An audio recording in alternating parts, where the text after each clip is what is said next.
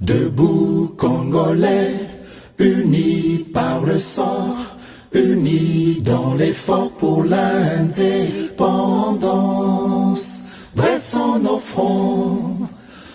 Bientôt, nous allons connaître la vérité de la vérité des urnes avec des pièces de conviction. Le premier volume va de l'indépendance du Congo en 1960 jusqu'à l'élection présidentielle de 2011. Le volume 2 va de la formation des plateformes politiques en passant par la mort d'Étienne Tshisekedi jusqu'à la présentation de la machine à voter. Et le volume 3 va de la création des plateformes électorales Lamouka à Genève en passant par les campagnes électorales jusqu'à la proclamation des résultats provisoires de 2018. Bientôt le volume 4 est fin et nous aurons toutes les pièces qui font découvrir quelle était la vérité des urnes.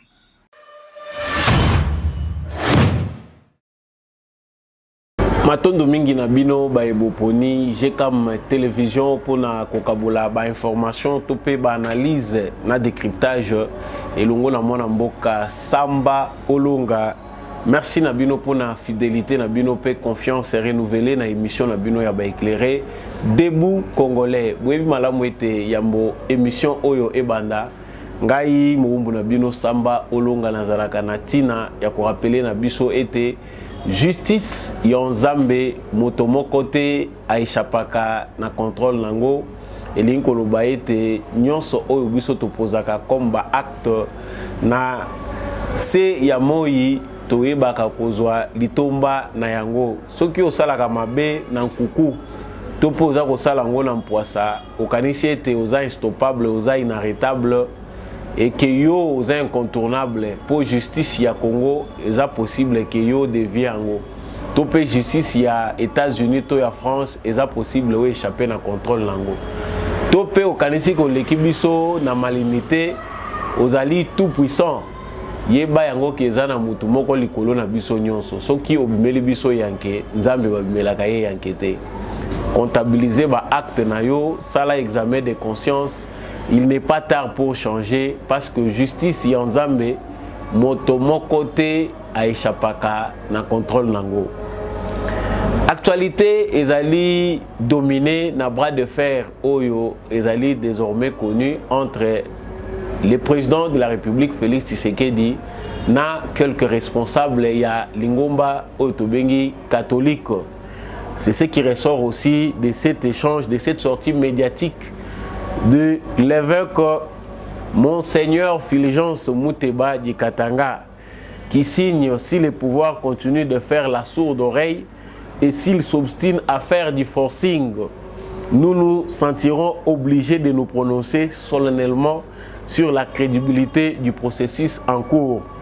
Plus loin encore, Fulgence Muteba donne un conseil à Félix Tshisekedi en disant: Félix Tshisekedi a intérêt à se libérer d'une part des lobbies des pasteurs et des charlatans assoiffés d'argent et d'autre part des courtisans de son ethnie ainsi que des fanatiques de l'UDPS. Certainement, ma propos oyo ezali dur à entendre, mais uti bongo na munoko ya moko ya bakambi ya Lingomba ya catholique na ba province. On cite ici la province du Grand Katanga. Batebele baza komituna concrètement ce qui se passe réellement entre l'église catholique na Félix Tshisekedi. Tolobeli mingi sujet wana mais le tokolobela particulièrement ba propos au Italie Fulgence Muteba évêque Oyo azali pe commettre en garde Félix Tshisekedi na pouvoir naye. Vous avez entendu ce propos. Actualité ami balé tokolobela awa nebisho biso mukolo lelo ezali juge topé cour d'appel ya Royaume-Uni baboyi décision wana ezwamaki na gouvernement ya Royaume-Uni pour na ko expulser vers le Rwanda ba immigrants indésirables. Depuis que oyo ezali deuxième année depuis que débat ezali en cours pour que Royaume-Uni a transféré ba immigrés ou yazali ko trouver indésirables vers le Rwanda et c'est là en échange de 140 millions de livres sterling bapesaka Rwanda mbongo azwaka bato yo Royaume-Uni aza komona ke baza indésirable mpo na ye kasi cour d'appel na bango auti kokata lobi bango baboyi yango parce que ezali illégal. Le Rwanda n'a pas qualité d'être considéré comme pays tiers respectant les droits pe aza ko remplir ba conditions nyonso ndenge ba pays oyo Grande-Bretagne a sollicitaka. Premier ministre ya Grande-Bretagne to pe Royaume-Uni azali toujours pour insister à lobby que malgré décision on a la cour d'appel il y a à recourir auprès de la cour suprême pour obtenir toujours autorisation pour être politique na bango ba mettre en exécution malgré ba marche ba mobilisation. Il y a certains Congolais et certains Anglais citoyens anglais au bazala qui contre politique wana eza ko viser ko soutenir les sous Kagame au régime na eza connu pour être un régime sanguinaire et criminel. Nous allons revenir là-dessus. L'actualité, c'est aussi Ado Dombassi, député de l'ECD de Martin Fayoulou, qui vient de quitter cette barge. Ado Dombassi ne fera plus désormais partie de l'ECD à Martin Fayoulou. À sa conférence de presse, pour la décision Martin Fayoulou a joué pour conditionner dépôt à ma candidature na révision topé na audit externe et fichier électoral hier azali ko accepter en côté azana temps wana ya kozela que décision wana la mise en place. Voilà pourquoi il fait son chemin seul désormais azali na côté oye ya kokende tokozongela actualité wana toyeba pete que président ya Seni Denis Kadima a bengisaki bongo 4 opposants Martin Fayoulou, Moïse Katumbi, Matata Ponyo na Delice Sanga pour na kokende ko solola na maitali processus électoral ba divergence o ezali ko opposer bango ba solola na en tête à tête ezali lobinde rencontre wana et ko salima te ba pete muzitu akoya mama na ndenge na yemoko parce que ne faisant pas partie na genre ya opposition oyo Katumbi et les autres baza ko sala yeba ko yamba le 2 juillet toujours par le président de la CENI. L'actualité, c'est aussi cette reddition du sergent Tuisenge, élément de M23, Touroubaga RDF, Azar Rwandais, il y a Metiki Namaboko, il y a FARDC, nous y reviendrons. Et puis pour terminer, hôpital, il y a Panzi, il y a docteur Denis Mukwege, prix Nobel de la paix, désormais fixé taux d'échange, il y a dollar, à 2600 francs pour $1. Les alliés Tomoko ils ont battre un record parce que depuis Toyoki, il y a taux d'échange. Les alliés sur toute l'étendue de la République. Les alliés taux, les alliés Makasi, Koleka, Bisika Nyonso, point d'échange Nyonso à travers la République démocratique du Congo. Observateur rebelle Bazako Mituna. Pourquoi ces taux-là dans un hôpital qui est censé être au service de l'humanité, Oyo, les alliés Kosala, ba service ebele na cadre ya philanthropie. Pourquoi 2600 francs $1? Bisoto koloba o isengeli toloba ba responsable ya hôpital Panzi ba kolika pe na ba média ba yebisa bino pona nini oya bango to et c'est commis na 2600. Voilà tout pour l'actualité que nous allons aborder avec vous dans le cadre de cette émission Debout Congolais. Matondo mingi na yo muto rejoindre ngai pona Mbala ya Yambo, Toyambio Malamu, Oyezali Plateau à éclairé Debout Congolais. Abonnez-vous pour ne jamais manquer cette actualité, surtout partagez nos informations. Bino vous avez déjà éclairé. Partagez toujours nos émissions, donnez la force à cette chaîne. Si vous voulez aussi la soutenir, les numéros sont en bas de votre écran. On reste FARDC Namoté, Matika, commentaire.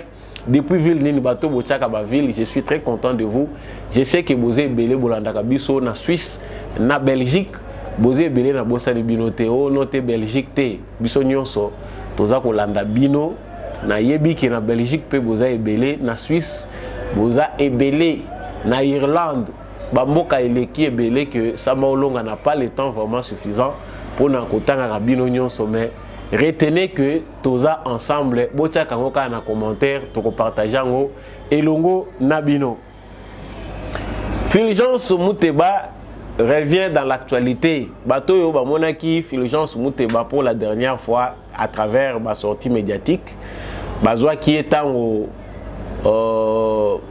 lisanga moko réunion moko esalemaki oyo toyokaki balobi qu'il s'agit bel et bien de la réconciliation katangaise.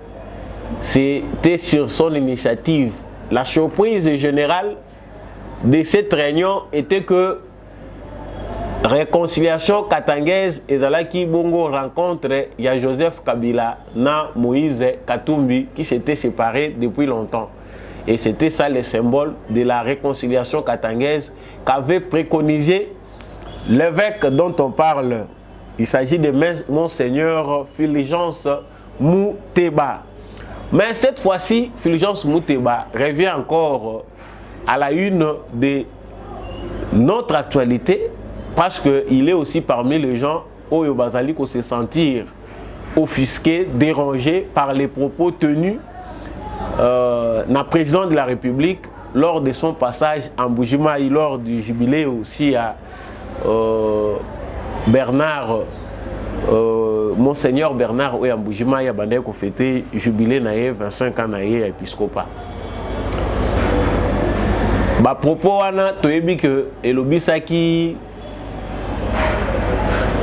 Abbé Cholé Yepé azalaki parmi les premières personnes où bazalaki censé réagir. Pour l'année, président de la République a lobby que quelques responsables de l'Église catholique bazali kosala ba dérive oyo ezali dangereuse. To lobelaki maloba oyo Abbé Cholé alobaki et sika awa toza kolobela oyo ebimi pe na munoko ya Fulgence Mouteba.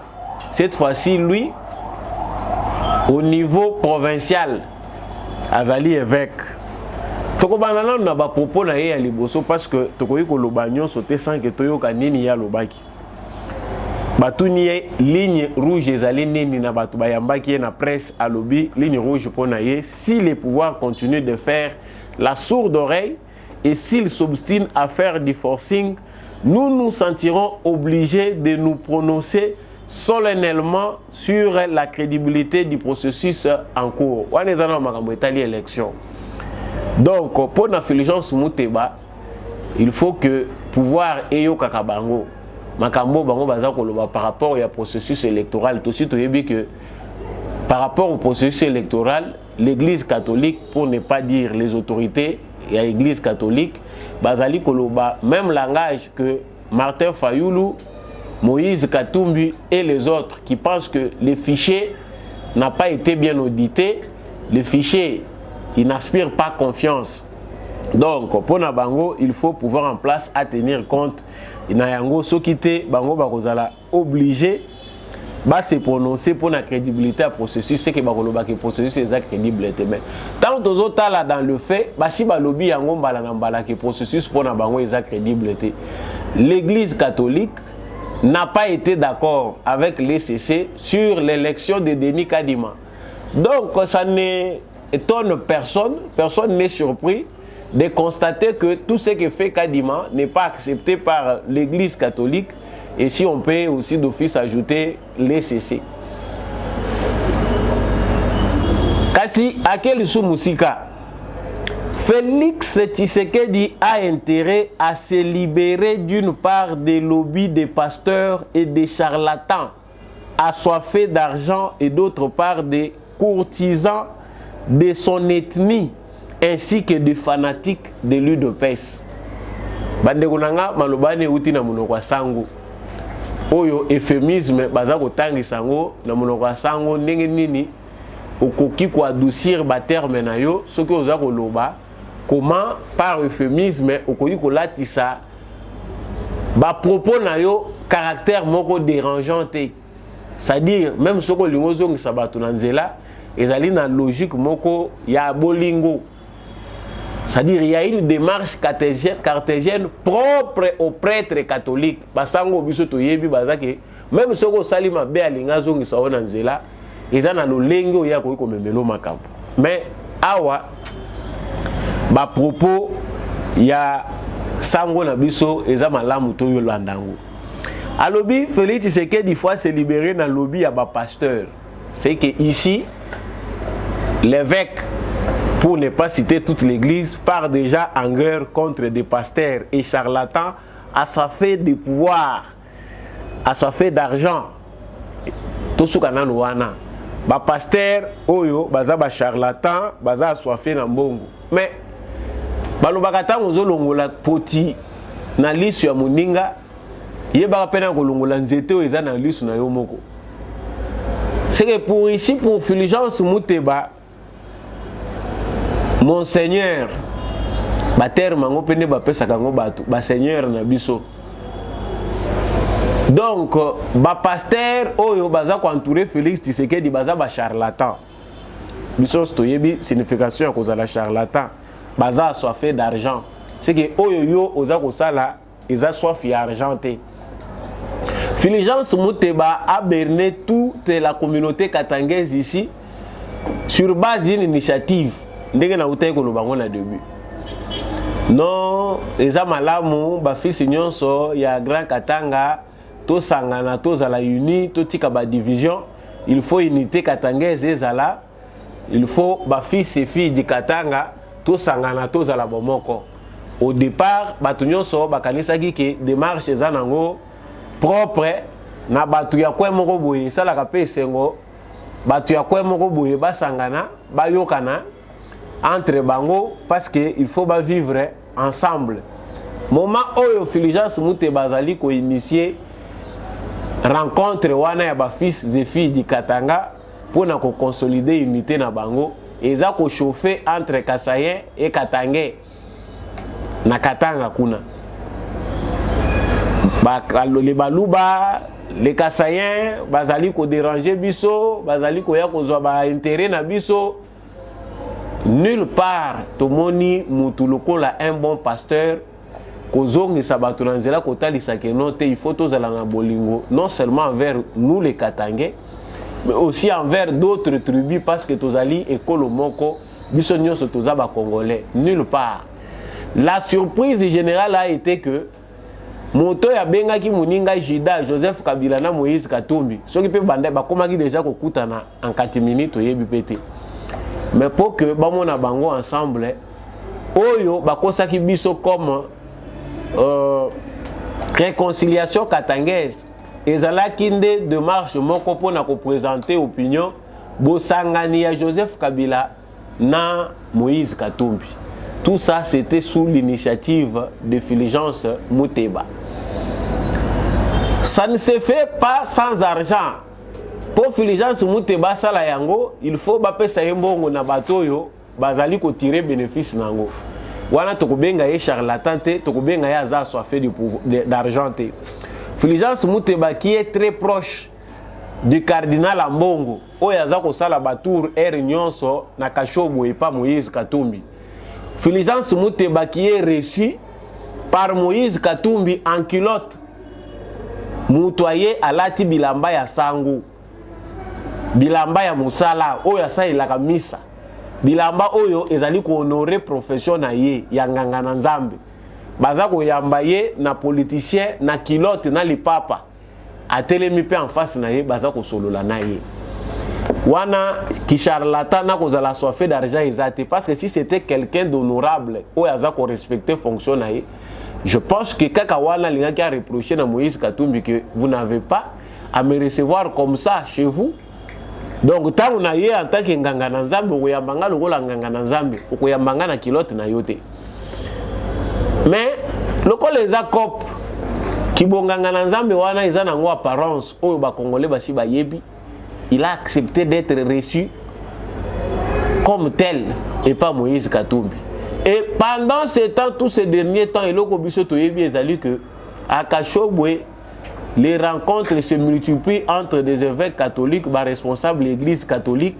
Mission Bapesi Bango ezali à convaincre classe dirigeante nyons l'église catholique, autorité nyons l'église catholique, basée à l'obédience à Moïse Katumbi.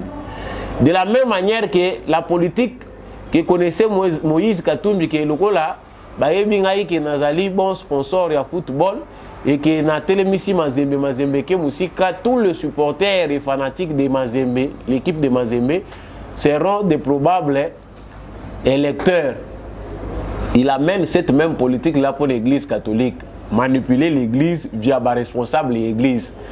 Donc il c'était parce que tout de suite rebelle en mingi comme l'acharnement. Tout le monde sait que le cardinal Fridolin Ambongo est très proche de Moïse Katumbi. C'est parce qu'il est faible, c'est parce qu'il y a un charlatan, c'est parce qu'il y a un soifé d'argent, qu'on se retrouve qu'on a deux pasteurs. Vous avez déjà la réponse. Notre très cher évêque va plus loin pour parler des courtisans de son ethnie. C'est-à-dire, Awa ethnie à Tshisekedi Mimi Lissousungam. Félix Tshisekedi, ba courtisan et ethnie naïe. Quel rapport, rapport nini ezali entre critique oyo évêque akosala ya gouvernance ya Félix Tshisekedi to ya ba propos ya Félix Tshisekedi na ethnie naïe. Félix Tshisekedi est Muluba. Baluba awa baye kosala nini na kati ya démarche propre ya Félix Tshisekedi. On comprend clairement que baluba makamutolo baka awa batumusu balukela kango ba preuve. Baluba ba meminga. Tous les baluba n'ont pas voté expressement pour Félix Tshisekedi. Bamususu pe bakenda ko voter Fayoulou. Comme les autres Katangé, bamususu ya bandundu ba voter qui peut Félix Tshisekedi, ce sont eux qui ont fait de lui président de la République. Mais comme la vision ezali ya diviser ba Congolais. D'ailleurs, Félix Tshisekedi maloba lobaki yango toza ko retrouver na propos ya évêque. Le président Félix Tshisekedi a dénoncé cette dérive que Bazali n'a intention à diviser le peuple congolais. Et c'est ce qu'on sent maintenant dans les propos délibérés de cet évêque qui pense pour lui que Félix Tshisekedi a courtisé batu ethnie naie. Tribalisme koti na kati. Mais yo ozo répondre na Félix Tshisekedi ethnie na ye ke ko sala mini. Donc la mission que donne Moïse Katumbi aux évêques, c'est celle de créer, d'agiter aussi la corde tribale. Balobelaka mingi likambo tribalisme, pas pour prêcher aux Congolais l'amour entre différentes tribus au Tozali, diversité dans l'unité, mais c'est pour ratisser la haine tribale. Donc, mission Oyo Moïse Katumbi a pesi na Fulgence Muteba na Katanga, ils allaient à agiter corde tribale. Tous ont un conflit où ils sont basés sur la tribu. Sinon, on ne voit pas la raison pour laquelle Fulgence Muteba va évoquer l'ethnie du président Félix Tshisekedi. Tshisekedi a dirigé Bakasaye, toi a dirigé Congo Mobimba. Voilà les propos d'un évêque qui se croit être responsable de l'église, qui est reçu chaque fois na batu oyo bazali koduka ko détruire le peuple congolais. Chers frères Katangé, on en a assez. Parce que awa mission ezali kolobaka na kombo ya Bakatangé. Un groupe de Katangé manipuler un groupe de Katangé pour dire que Bakatangé basali boy. Ba drapeau ezako salema dans l'ombre na bandako ya batu moko boy. Non, il faut Katangé Katanga na biso indépendant. Mais il y a des gens qui jouent avec le fait. Bato yokutu bazalaki plus puissant que nous. Na moment moko kutu très critique lususu koleka. Bakufa batika Congo eza mobimba. Vous pensez que non parce que balatisio sultani ya basango yonde mutu ko sala sale besoin wana koleka bato baleka wana. Il y a des gens qui sont passés par cette aventure. Chers frères Katangé, ceci vous concerne. Na image oyo ezako bima ya grand Katanga, parce que quand on parle de Katanga ngo mobimba, on ne sait pas que na kati Katanga ba etni pesé belé. Qui a qualité, qui a le droit de parler au nom de tous les Katangais? Il est de quelle tribu celui qui va parler au nom de tous les Katangais? Et pour chiter, il parle des fanatiques de l'UDPS. Fanatiques de l'UDPS. Bakoti pe makambango bango nde mutu baza kotinda Félix Tshisekedi bango nde mutu bazuya en otage. Mais l'otage c'est vous qui parlez sous impulsion d'un homme d'affaires qui se fait passer pour un politicien. Asombi bino nyonso boza ko tia makelele. Augustin Kabouya n'a pas tort de vous dire avec rage. Aïbou Sabino ki boke ndekozongi sambongo abatu. C'est difficile parce qu'ici on voit un évêque en train de justifier l'argent qu'il reçoit. Pourtant, aux autres, chaque fois, la commission de salarié à Kachobo, bazo pesa kayombongo. On est obligé de tenir des propos où ils ont justifié que mbongo yo za ko de temps en temps. oza kokota classe pour interpréter à chaque fois ba propos ya muto ya za kopesa yo mbongo ezaka musala ya PTT. Mais ce qui est étonnant ici bandeko na ngai eza ba propos na za kosukisa nango poto mona que nous sommes infiltrés jusqu'au dents. Les M23 aujourd'hui est dans l'opposition. Quand bazolo ba qui atteinte à la sûreté de l'État, bokoyoka basango bakokangama biso tozomona ngo lokola maseki. Fulgence Muteba dit à propos ya ba M23 baza kotourner mutuna bakambo ba M23. Qu'est-ce qu'il faut faire pour mettre fin à l'agression rwandaise, mettre toko sala ndenge nini? Fulgence Muteba dit eza passe. L'histoire de ces pays nous enseigne que les conflits de ce genre finissent généralement autour d'une table. Les Congolais ont cette capacité extraordinaire à se regarder droit dans les yeux, à se parler et se réconcilier après s'être tirés dessus. C'est ce qui s'est passé à l'issue du dialogue de Sun City. Je prends seulement ma phrase à Liboso. Ici, Fulgence Muteba préconise les dialogues. C'est-à-dire, les Kamouya M23, Oyo Mukili Mobimbe yebi que le Congo s'est fait agresser par les Rwanda. Fulgence Muteba réduit ça à une question congolaise. C'est-à-dire, Congo, il faut privilégier dialogue. Oui, ils ont ça na biso, culture na biso, histoire ils ont quoi prendre biso que nyonso, to résolver Congo autour d'une table, c'est-à-dire les dialogues.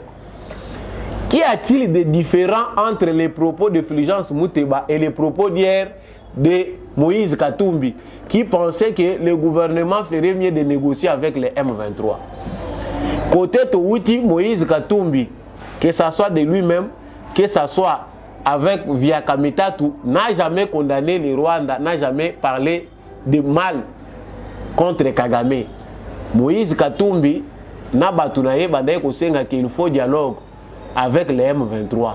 Nous avons combattu ça. Comment on peut dialoguer avec une milice, avec une organisation, un groupe armé, Oyo, et Ali bien manipulé par Kigali? Donc, Fulgence Muteba ne fait qu'interpréter la philosophie d'ensemble partie à Katumbi. Le fait qu'Azako fréquentait de temps en temps, la question politique Azako échanger na ye, il est maintenant son agent. Yo bazo futa yokuna, okobimisaka o yopo yokaka kuna. Fulgence Muteba pense que le moment où biso tozali, il faut to dialoguer na M23. C'est-à-dire ba M23 ils ba congolais, il faut to solo là. Même si to se tirer dessus, la question doit être résolue entre nous Congolais. Voilà, de tels propos ce que quoi na messa ya Conseil de sécurité des Nations Unies, ba propos ya boyeso qui ba pa baza ko yokango, baza ko yoka qu'il y a une frange des Congolais qui comprend que le M23 est une affaire congolaise et cela ne concerne pas le Rwanda. Parce que le Rwanda za ko wanga na M23 ils affaire na été tilelo malgré ba preuve nyonso irréfutable. Oyo ezali présenté au sommet du monde que c'est les Rwandais qui agressent le Congo, c'est les Rwandais qui manipulent les M23. Les Rwandais continuent à nier. Maintenant, tant que dans Congo, il y a un groupe de gens qui se disent congolais, qui soutiennent la thèse du Rwanda, qui pensent que cette question-là ne concerne pas les Rwandais. Ezali question qui concerne les Congolais et ça doit être résolu entre nous parce que dans la culture, na biso, histoire, ils ont apprendre biso qu'il y a biso ici là autour d'une table. Chers frères congolais, l'air est grave. L'analyse autant tout ça, pour certains, ils pensent que tous allez incriminé pour faciliter Tshisekedi. Non. Vous qui vivez au Katanga, la proximité de cet évêque avec Moïse Katumbi, et ça qui ça clairement positionné. Bon, bino na Katanga ne boza ba congolais te boza ko comprendre pas si abandeko na bino qui voter. Pour qu'un Congolais qui se dit Congolais, moi je n'ai jamais vécu avec Fulgence Muteba, je ne connais pas Muteba. Je ne connais pas ses origines réellement. Tata na ena ni maman na ena ni toyebite. Mais bino mutu boza na Katanga. Boyebi sabiso ba propos ya boyeko ko uta na Congolais. Ça c'est une insulte pour nos frères qui meurent chaque jour à cause de cette agression. Donc yo bimi, obimi arbitre lobité. Donc il n'a pas intérêt à parler du Rwanda, il n'a pas intérêt à condamner Kagame. De la même manière que Moïse Katumbi le fait, de la même manière que Fulgence Muteba za kolobango. Donc membre ya parti ensemble ya Katumbi, il ne peut dire que de tels propos.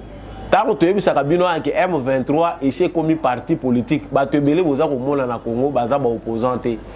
Tout le bagage qui ba fréquentation et belé ya bato baza ko fréquenter Moïse Katumbi avec le temps ba ko représenter danger pour la sécurité en Mboka. Ngana no baka na masese o sambolongo sikisi akamakambute makambuzo koma na sukate yo za kabwendeni te o yazana mato ya koyoka sa sosoli ke dès le début toza ko lobango. Mokolobo ko mona sango moko batieli ya kato kraka bo mituna te. L'insécurité au biso toza ko lobelawa ezali même très important que l'église catholique ezala bien contrôlée à cause de ce qu'on entend. Quand il y a des liens directs entre Baproche et Katumbi, Katumbi Yemoko na M23. Katumbi lui-même a de bonnes relations avec Kagame. Et que maintenant, ba responsable de l'église catholique, ba commis Katumbi enfant chéri na bango, a commis protéger. Vous pensez que nous sommes en sécurité na Batouana? Voilà pourquoi, même au sein de nos églises, parce qu'on sait que cette opinion n'est pas partagée avec tous les fidèles catholiques. Mes chers fidèles catholiques, il est aussi de votre ressort en tant que citoyens de ces pays, en tant que patriotes, de veiller. Bino des services à renseignement ya Congo na ba église na bino. Boko yoka un jour que bakangi sango moko na minduki na kati église. C'est dangereux ce qu'on est en train de vous dire. Ba propos wana uti na nani na sango. Bitumba ya Félix Tshisekedi ole ezala bitumba moko tozo bunda na bato balingi te so s'organiser. To komi ko bunda lisusu na bandeko na biso moko ba congolais. Soit disant qu'ils font l'opposition, ils soutiennent les faibles. Et les faibles dont on parle ici maintenant, pour les Kamaba faibles, ils ont bimaté na mouté mananga. Kabila les lois comme faibles. Et par là maintenant même de ces faibles, ah ouais, lobio perquisition, batouné bazako bang, ba déclaration et pas inakatanga. Nini bosimbaté na sénateur à vie, bosimbaté na président na biso Joseph Kabila. Tozoyo kakibolingi bo perquisitionner. Azuvol à Keshiko na Lubumbashi. Mais blaguer, mais plus vous avez bakisa ba bêtise, plus peut sanctionner à bino et kozala makasi. Parce que là où on va, pour garder les Congos à morceaux, il faut que garder les Congos unis, il faut que des têtes soient coupées. Tant bazolo bakeza likamwa entre la vie et la mort, batumusu bazako mona ngoma seki. Mais cette situation d'instabilité est créée même par les catholiques qui veulent que le Congo soit divisé. Nous l'avons dit. Actualité ya mibale eza pression na bino. Tochaki makelele mingi na mikolo lekaki. Royaume-Uni a conclu accord moko na Rwanda que ba réfugiés au bango ba monite que baza indésirable ba koyo kovanda te na Royaume-Uni, il faut bailler na Rwanda comme ça bango ba pesa ka Rwanda mbongo. Rwanda gérer bango, ba former bango, ba intégrer société rwandaise. Nous avons tous dénoncé cela tout le beli yango mingi dossier wana pour montrer que ça montre que la Grande-Bretagne est aux côtés de cet assassin de Kagame. Comment peut-on transférer des gens qui fuient peut-être la misère na bamboka na bango pour aller dans des pays qu'ils considèrent stables vers un pays où il y a trop de pauvres et de pauvres séquestrés, ba provo balingite ba monana, vers un pays qu'on veut se servir comme modèle alors que ça pays moko yo bazali ko bombe la bato eza brouillard misère ya population wana. Après kocha makere biso to kanisa ki Boris Johnson, ancien premier ministre britannique, ne mutu azalaki à la base aza kotindika ngo njoka nde za système na bango mobile oyo a remplacer ki ye aye kaka na ko soutenir le même projet oyo aye kolanda lisusu pe aye lisusu kaka na même projet na moment toza koloba na bino dossier wana ezalaki na mesa ya justice cour d'appel ya Londres pona ko kata likambo oyo gouvernement britannique bazui ya kobanda ko transférer ba immigré na Rwanda pour bazala gérer kuna ba pesa chaque année 140 millions de livres sterling na Rwanda pour être agera kabango. Pour le Rwanda c'est quelque chose à gagner. Et Zambongo bango bazali kozwa et ko permettre bango pe ba se doter de quelques infrastructures et Zambongo ils ont kota na mboka na bango.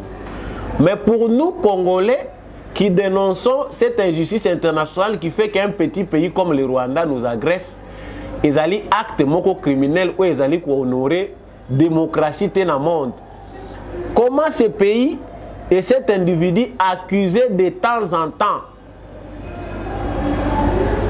des crimes, d'assassinat de ses opposants, a maquillé le régime barbare et qu'on continue qu'on soutien à Grande-Bretagne. La réponse de la cour d'appel est que Bango va décider que non, non et non. Ils allaient illégal démarche wana, le Rwanda ne remplit pas les critères pour être transféré, immigrés wana indésirables vers le Rwanda. Et même si ces immigrés là, bazali indésirables, bako transférer bango na Rwanda. Hein? C'est que Rwanda indimina nous à la poubelle parce que ceux qui bazalaki malam. Grande-Bretagne les a saturés à fronter. Bamususu pe bazo continuer kokende kuna, mais pourquoi kotinda bango na Rwanda? On comprend ici au cœur du système britannique que bazali ko soutenir ba crime oyo salami na est ya Congo. Bazali ko soutenir un criminel qui nous ont réussi à fabriquer pour na intérêt na bango. Sikoyo bakati bien la justice na bango que projet wana est illégal na cour d'appel parce que au premier degré basi ba yebisa ki bango peka ke za illégal, cour d'appel pe alobi ke ezali illégal. Bazozonga lisusu bakende na cour suprême. Selon le premier ministre britannique, il ne va pas s'arrêter là, il va aller à la cour suprême pour cour suprême à trancher. Cour suprême ekate la bango ndenge nini il faut continuer kotinda ba immigré wana baya awa. Chers frères congolais, il n'y a pas de cadeau dans tout ça. Troubaye que bataille yo to ko gagner non seulement na ko vandaka bo sali pression bozongi sima. Organisez-vous, chers frères congolais.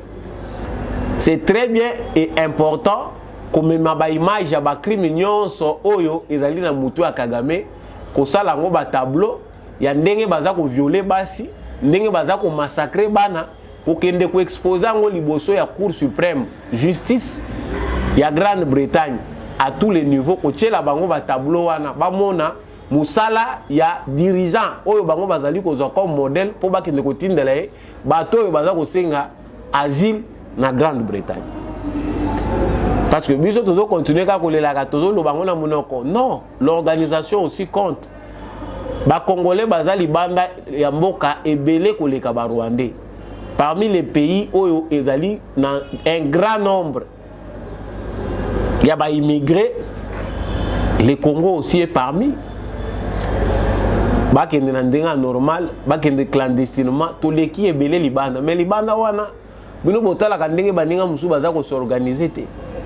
C'est ça l'apport au bino beaucoup coupé c'est angwana pour enfoncer davantage ces criminels. La Grande-Bretagne montre que malgré l'union sur ba Congolais baza ko sala et le président là aussi dénoncé na moko ya ba journaux na bango pona ko yebisa bango que ils sont inconcevables. Comment un tel pays dit un pays de droit peut continuer à cautionner des crimes pour transférer des immigrés bakende na mboka ya boy? Makasi ezali na biso ba Congolais soki tolingi toko salango. Ado Dombasi quitte les idées de Martin Fayulu, l'homme de salopette a trouvé na yeke en tout cas bisika toza ko vendre les lisusu te quitte boti basende. Les lisusu important que ngai député na kozala na besoin na zo mandat mususu na kende ko vendre na Fayulu oyo politique ezambigi. Nous l'avons dit dans nos précédentes analyses que des marches a fallu le kosala que bato ebele bazali ko entourer ye bakende pour fallu la pesa ka bato l'autre côté. Et quand il prend la décision de dire que non à quoi aligner ba candidat parce que fichier les alliés revité il faut ba auditer ngo na audit moko externe une démarche oyo et ko pesa melayete ezali perte ya temps. Bato baza pressé balingi bazala n'ordre bako lukanzela nini bango bako kende. Nous l'avons dit dès l'avant Aujourd'hui, Ado Dombassi trouve qu'en tout cas, pour ces raisons-là, il ne peut plus rester membre et décider à Fayoulou. Il y a tout décidé dans un parti politique. Si Fayoulou était quelqu'un qui était réellement ce qu'on nous a présenté depuis 2018, Lelo décidé, il n'y a qu'à la partie Moko bien implanté à travers le Congo mobile. Mais le cas Martin Fayoulou, Azali arnaque du siècle, Azali montage grossier. Et le ban en la mère mende que une souris naine oyo et bimaka kuna na Genève. Aujourd'hui, Martin Fayoulou petit à petit redevient le Fayoulou qu'il était. Parce que Fayoulou, pour être reconnu à la scène nationale et internationale, il a fallu la fabrication de Bemba, de Muzitu, de Katumbi, na bato nyonso to yebiwana pour que Fayoulou a comme un logo yazalelo, soldat du peuple. Mais aujourd'hui, comme la plupart bato nyonso oyo bazalaki na Fayoulou batikiye, on doit désormais connaître le vrai Fayoulou et lui-même doit maintenant fournir ses propres efforts pour garder sa présence dans la scène politique. Et avoir les choses, c'est une mort politique déjà déclarée. Effort Martin Fayoulou à moins que Azala Kitissa a postulé le sous-Ndenge a postulé comme député. S'il peut postuler comme député, bon, il peut avoir la chance de devenir député national.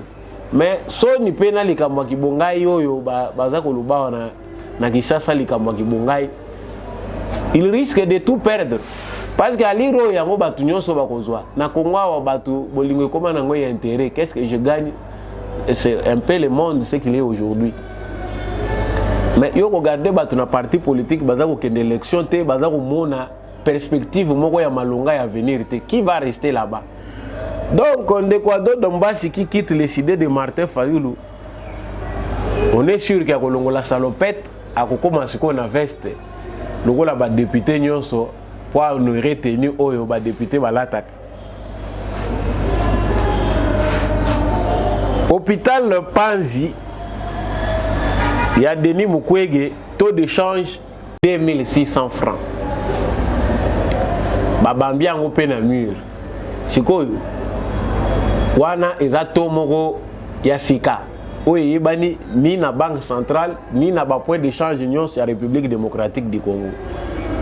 L'hôpital place bâti 2600 francs, c'est-à-dire ceux qui ont besoin de service kuna ndenge batu bakendaka pona kufuta, c'est-à-dire ceux qui ont un franc congolais, il faut baba na kosa le calcul il y a dollar moko bango baza kotanga 2600 francs alors que le taux awa ils allaient 24 taux où ils allaient reconnu na banque centrale 2400 francs pour $1.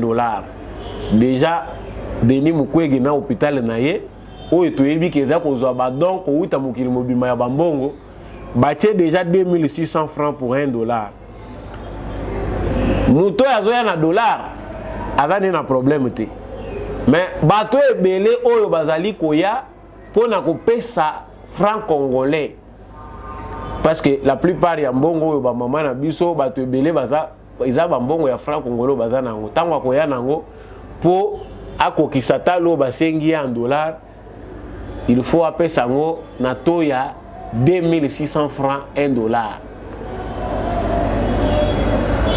Tant tolobaki awa que business oyo Denis Mukwege aza kosala autour ya hôpital ya Panzi ezali juté jusqu'à tel point que ba ambition pe ezanga te soki biso tolobio toza koloba moto asa zio honneur ezali pona bolingo ya Congo bino bolingi pe kolekisa koloba mingi moto aza prix Nobel ezali fierté pona Congo. Oui, c'est une fierté, mais fierté wana tango eza fabrication politique biso toko koboya te koyebisa ngo batu po batu batikala kaka na mulili.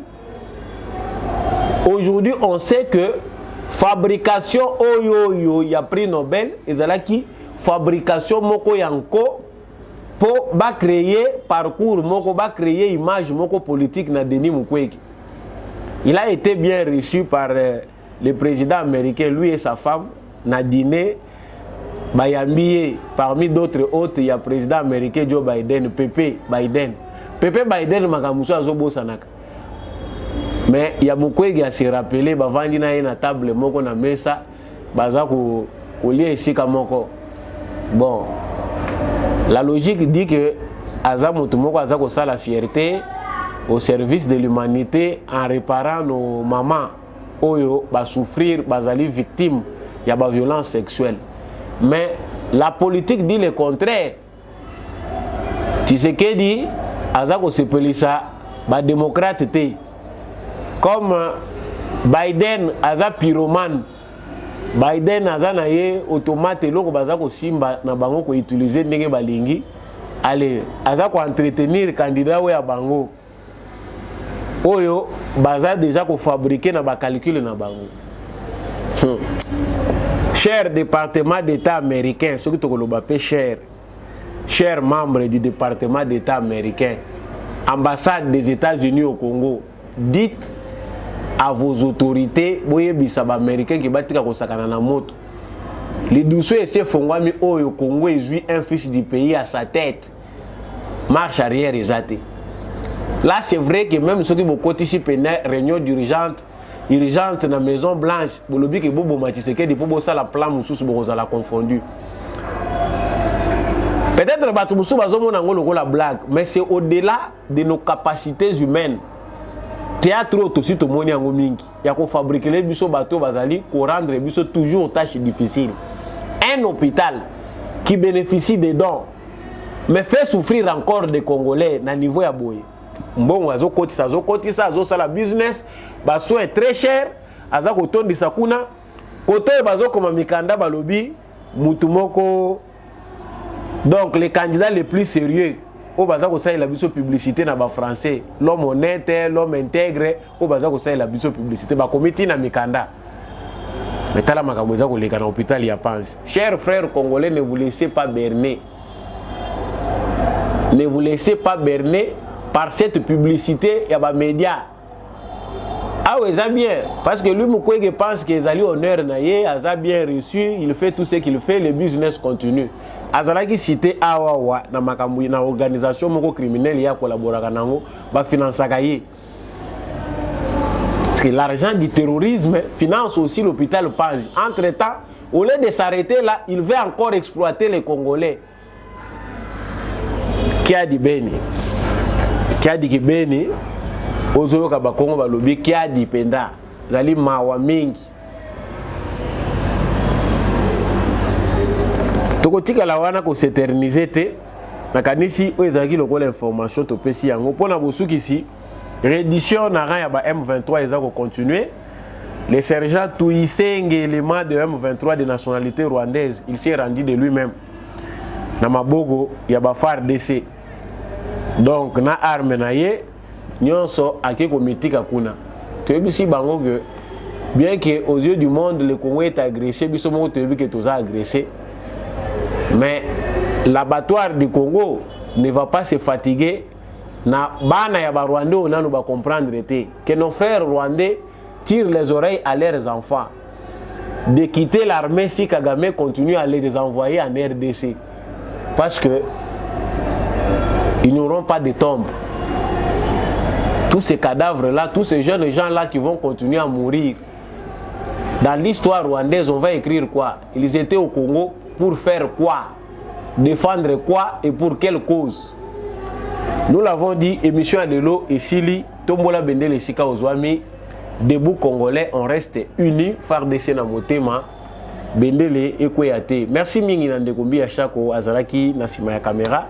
Pour émission Oyo Ekomela Bino, Matondo Mingi na Potre Gérard Kabea, Natondi Botondi, na Jean-Louis Timbalanga, l'homme de la vérité des journaux, Matondo Mingi na Maman Bilonda, Maman Lisette Mombendu, Papa Boniface Mpunga, et spécialement aussi à Papa Freddy Ngwama, l'élu d'Ilebo, pour continuer à soutenir. Merci Bino, na Bino Nyonso, Bolandi Biso, vous avez partagé l'émission Oyo, vous avez qui na ba chat, vous avez ça la ba débat. Je n'ai pas tout dit, je sais qu'entre Congolais, ça se dit toujours. Restons patriotes. Nakutani Nabino, na prochaine émission. Au revoir.